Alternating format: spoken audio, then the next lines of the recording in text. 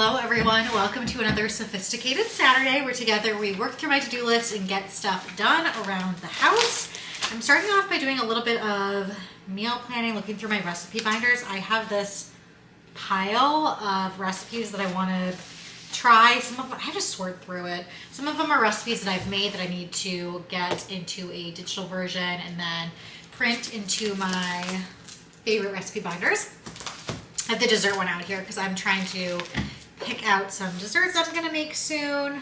But most of these meals here are actual main dishes that I'm going to use for meal planning right now. And I think some of them I can probably weed out that I'll never make. Like, I don't know, there's some appetizers. Mac and cheese pizza bites. Actually, I bet the kids would like those. I was going to say that might not be a good one.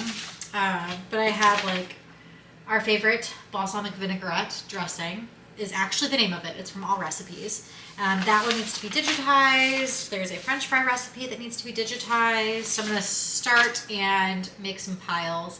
This is constantly a work in progress. If you've seen me doing this before, it's because I have, and I will continue to do this as I have new recipes coming in, or I'm making recipes and deciding whether they're family favorites or not. So, oh my gosh, this one, it's a kale Caesar salad with sweet potatoes and crispy chickpeas. That's from Half Baked Harvest. That one I really enjoy.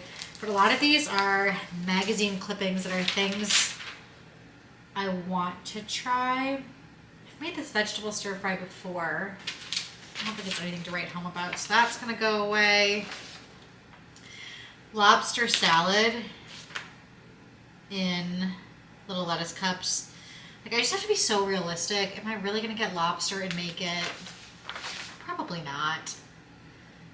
Buffalo shrimp lettuce wraps. That actually sounds kind of good to me. So I'm gonna keep doing this, and then we will keep working through my to-do list and doing some things around the house and getting stuff done together.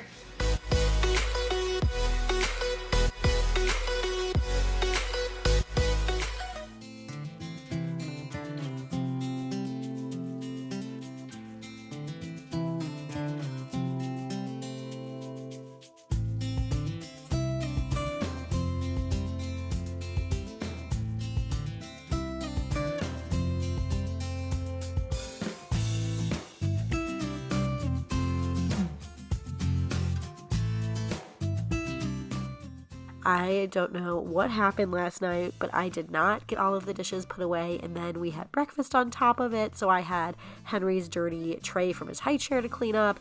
Just a lot of dishes to do. Usually I try and run it at night. I'm sure a lot of you have that same dishwasher schedule, but it doesn't always work out that way.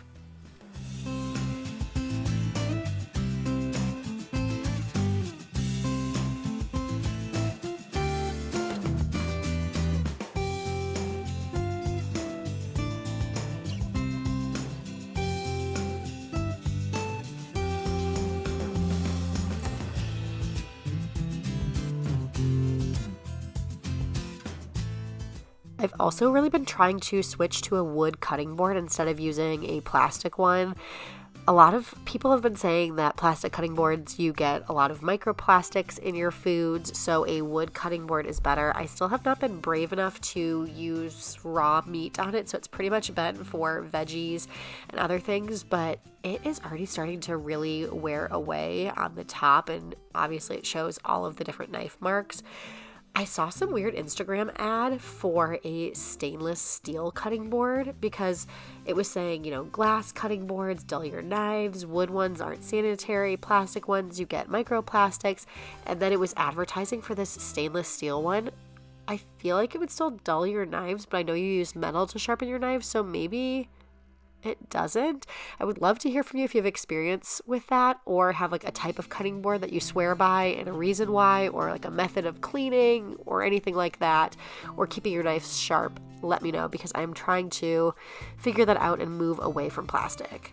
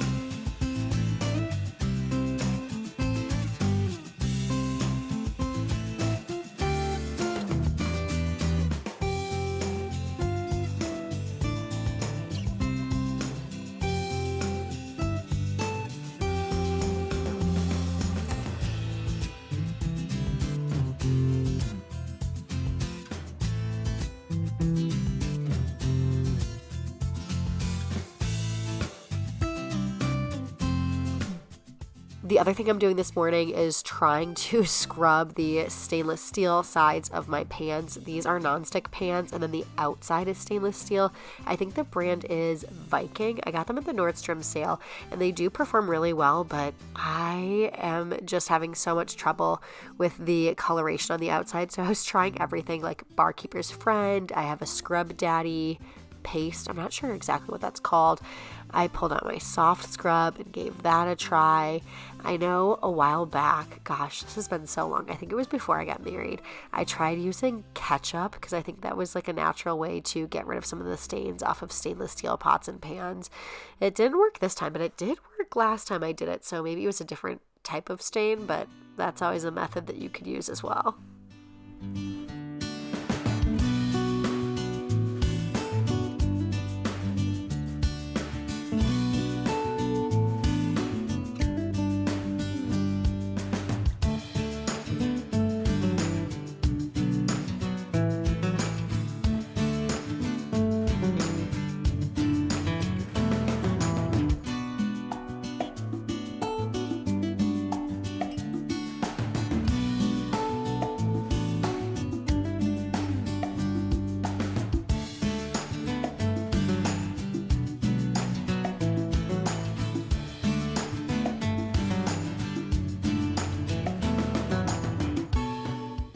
With the dishes all put away, I'm just quickly rinsing out the sink, cleaning up a little bit, and then I think we're going to head down to the basement and do some picking up there as well because it looks like a tornado ran through the basement.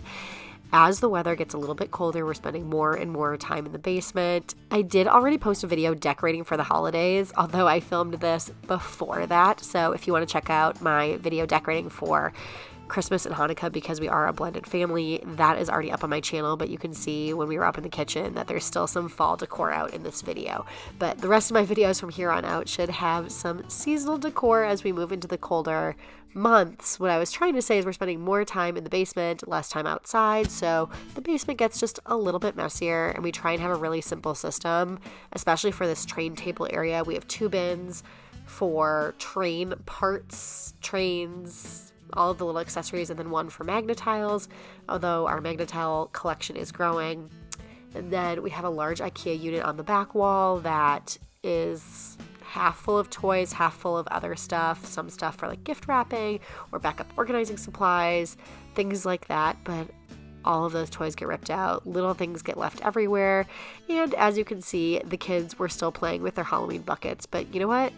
It is November, it's like mid-November, so it's time to put those away and just clean up all of this junk and toys that they love to pull out everything they can all at once. So I'm trying to organize a little bit, get things put away in their proper place, and reset the space.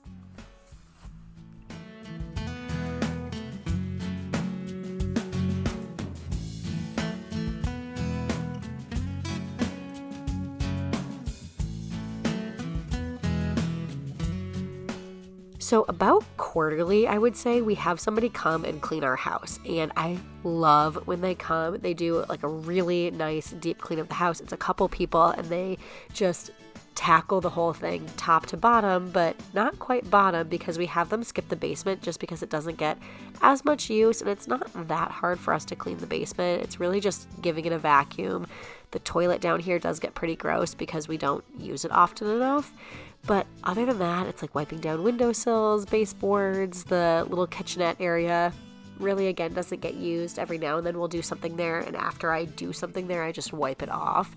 So we try and save a little bit of money and have them skip this area, so I need to make sure I'm staying on top of it, so that not only is putting away toys and stuff, but also taking some time to vacuum every now and then.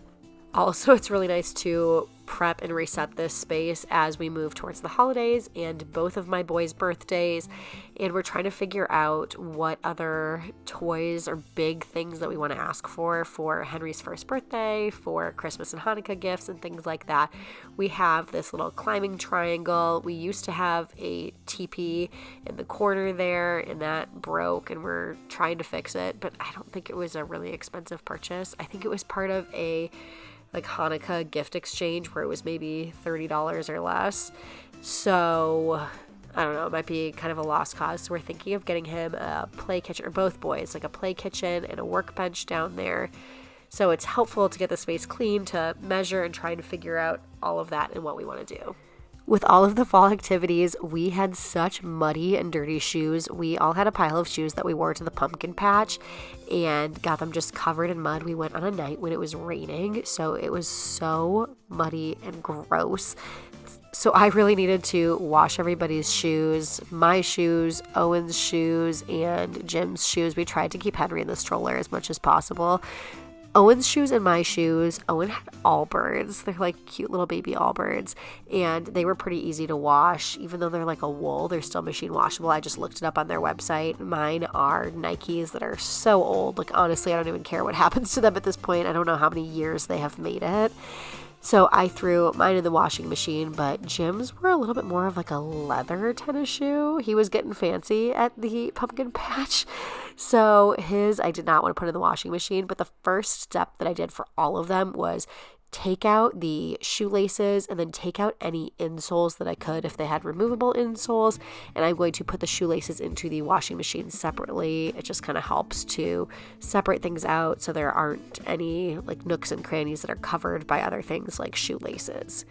Then once I did that, I am going to the sink and I'm going to start scrubbing with a little bit of laundry detergent and using a scrub brush because I want to try and get off some of that initial dirt off of the shoes. If I'm going to throw them into the washing machine, I don't need like dirt just running through the machine. So if I can get a little bit of it off, and some of it is so deeply ingrained in there, it helps to give it a good buff with a scrub brush.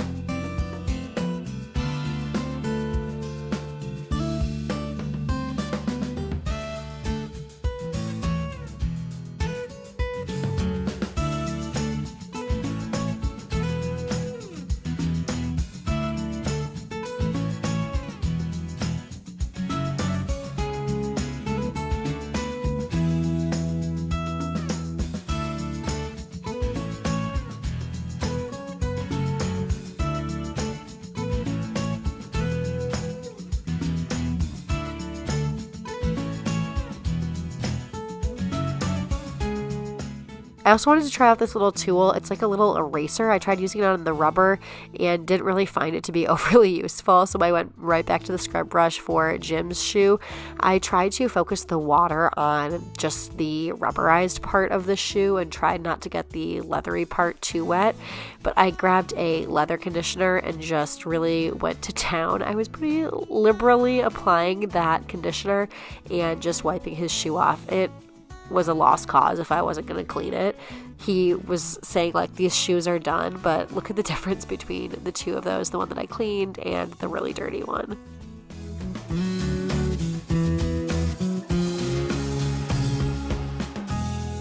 Okay, I have to stop and show the shoes the difference here. Look at how much cleaner they are. So these ones are a little bit, like I said, of a kind of like a leather material. So I tried not to get them too wet. I did use this larger scrub brush for the bottom and for this area. I found that that was good to get the first layer of dirt off. And then I did do a little bit more detail scrubbing with the toothbrush, and then did some finer work with the stuff that didn't come off with this little eraser tool thing. And then I am using a leather cleaner and conditioner to get off all of the dirt and dust and to clean up the body of the rest of the shoe. So I think they turned out pretty good. We'll see how this looks when it dries, but all in, I don't know. I think it looks way cleaner. So we'll see how the other ones turn out when they come out of the washing machine.